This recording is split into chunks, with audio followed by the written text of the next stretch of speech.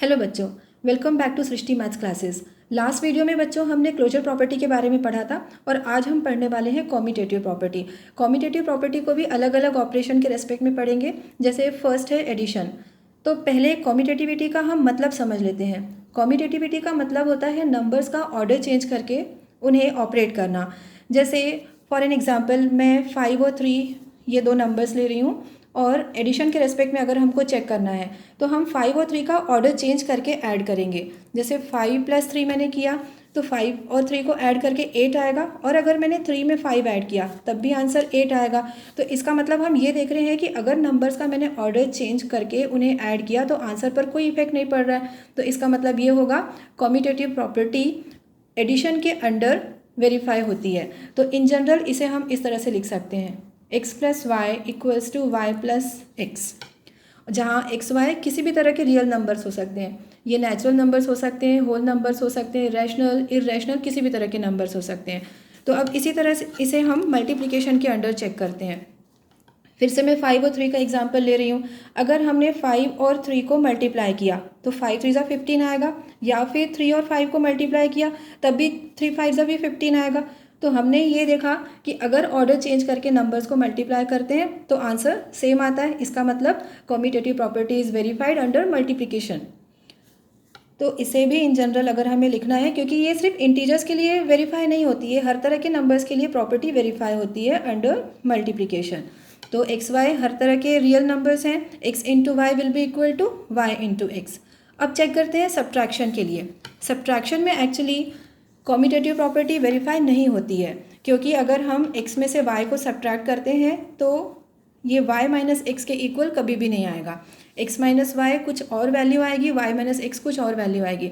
तो यहाँ पर एग्जाम्पल के लिए हम कुछ नंबर्स ले लेते हैं। जैसे x की वैल्यू मैंने 5 ले ली और y की वैल्यू ले ली 3। तो अब पहले हम लेफ्ट हैंड साइड सॉल्व करते हैं। x - y, तो x और y की वैल्यूज़ पुट करेंगे। 5 - 3 = 2। और अब सॉल्व करेंगे राइट हैंड साइड। तो राइट हैंड साइड में है y - x, यहाँ भी वैल्यू सब्सटीट्यूट करते हैं। y is 3, x is 5, तो 3 - 5 क्या आंसर आएगा? -2। तो देख सकते हैं यहाँ पर 2 and -2 left hand side right hand side unequal आ रहे हैं। इसका मतलब हुआ सब्ट्रैक्शन के रेस्पेक्ट में कॉम्यूटेटिव प्रॉपर्टी वेरीफाई नहीं होती है। अब हम चेक करेंगे डिवीजन के लिए। तो डिवीजन में भी इसी तरह से कॉम्यूटेटिव प्रॉपर्टी वेरीफाई नहीं होती है। मतलब यहाँ भी x / y will not be equal to y / x, ये होगा। तो यहाँ पर एग्जांपल के लिए कुछ मैं इजी से नंबर्स ले लेती हूँ। जैसे x की वैल्यू हमने ले ली 4 और y ले लिया 2। तो अब left hand side x / y देखते हैं क्या आएगा। 4 / 2 क्या आता है? ये 2 आएगा। और जब मैं राइट हैंड साइड सॉल्व करूँगी 2 / 4, 2 / 4 = 2/4 = 1/2। तो लेफ्ट हैंड साइड 2 आ रहा है, राइट हैंड साइड 1/2 आ रहा है। Left hand side right hand side unequal है। इसका मतलब डिवीजन के रेस्पेक्ट में भी कॉम्यूटेटिव प्रॉपर्टी वेरीफाई नहीं होती है। तो हमने ओवरऑल ये देखा कि कॉम्यूटेटिव प्रॉपर्टी सिर्फ एडिशन मल्टीप्लिकेशन के लिए वेरीफाई होती है, लेकिन सब्ट्रैक्शन और डिवीजन में ये वेरीफाई नहीं होती। अब नेक्स्ट हम एसोसिएटिव प्रॉपर्टी समझेंगे। एसोसिएटिव प्रॉपर्टी अंडर एडिशन किस तरह बिहेव करती है वो देखेंगे, लेकिन पहले एसोसिएटिविटी की एक जनरल मीनिंग मैं एक्सप्लेन कर देती हूँ। एसोसिएटिविटी में नंबर्स की ग्रुपिंग चेंज होती है, तो ग्रुपिंग चेंज करने के लिए नंबर्स भी हमें 2 से ज़्यादा लगेंगे। तो जैसे मैं ले रही हूँ 5 3 and 8, ये 3 नंबर्स का हम एग्जाम्पल ले लेते हैं। 5 3 8। अब इनको ऐड कैसे करना है? पहले मैं 5 और 3 को ऐड कर रही हूँ, तो 5 + 3 8, और उस 8 में जब 8 ऐड करेंगे तो आंसर आएगा 16। और राइट हैंड साइड में मैं 5 को सेपरेट कर रही हूँ और 3 और 8 को एक साथ ले रही हूँ। तो बॉड मैथ्स के अकॉर्डिंग पहले ब्रैकेट सॉल्व होता है।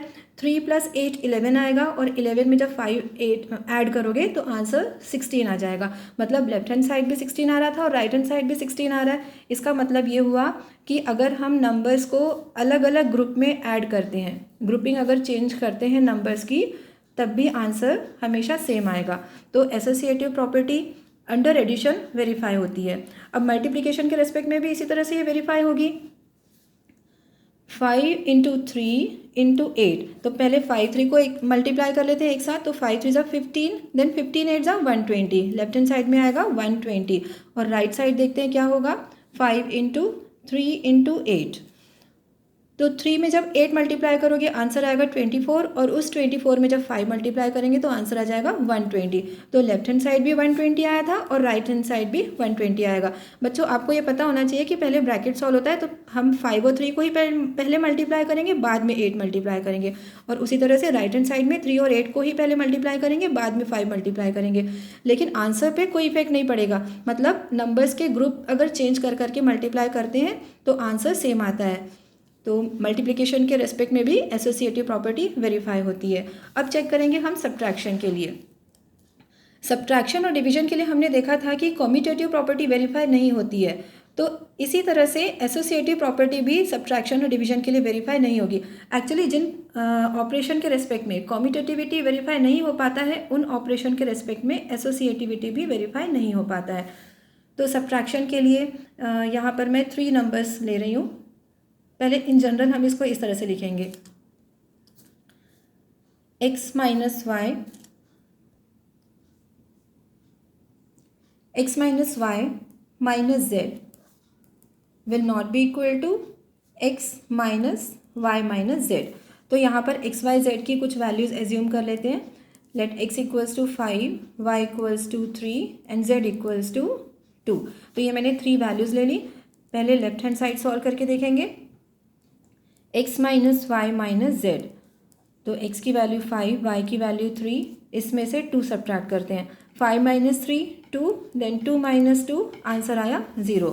और अब राइट हैंड साइड चेक करेंगे, x minus y minus z, तो x की वैल्यू क्या सब्सटीट्यूट करनी है हमको, 5 माइनस ब्रैकेट में y और z की वैल्यू सब्सटीट्यूट करेंगे, 3 माइनस 2, 5 माइनस 3 माइनस 2 पहले सॉल्व करोगे आंसर आएगा 1, और फिर 5 में से 1 सब्ट्रैक्ट करेंगे तो आंसर आएगा 4। तो हमने क्या देखा कि सब्ट्रैक्शन के रेस्पेक्ट में एसोसिएटिविटी वेरीफाई नहीं होती है, क्योंकि लेफ्ट हैंड साइड और राइट हैंड साइड अनइक्वल आ रहे हैं। ऐसे डिवीजन के लिए चेक कर सकते हैं, डिवीजन के लिए भी एसोसिएटिविटी वेरीफाई नहीं होती है।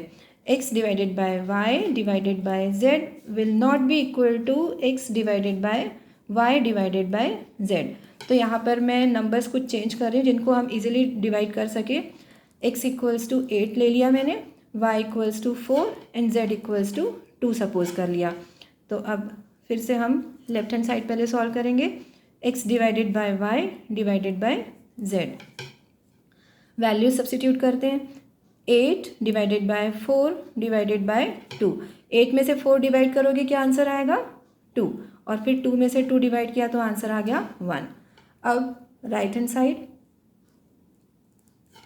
x divided by y divided by z, values 8 divided bye 4 divided by 2, फिर से पहले ब्रैकेट ही सॉल्व होता है, तो 4 डिवाइडेड बाय 2 किया 2 आ जाएगा answer, then 8 divided by 2 equals to 4। तो हमने क्या देखा यहाँ पर, लेफ्ट हैंड साइड 1 आ रहा था और राइट हैंड साइड 4 आ रहा है। फिर से LHS RHS इक्वल नहीं आ रहे हैं, मतलब डिवीजन के रेस्पेक्ट में भी एसोसिएटिव प्रॉपर्टी वेरीफाई नहीं होती है।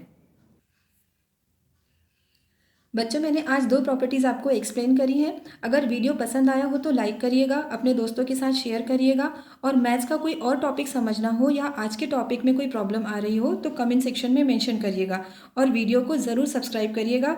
मिलते हैं अगले वीडियो में, तब तक के लिए बाय बाय।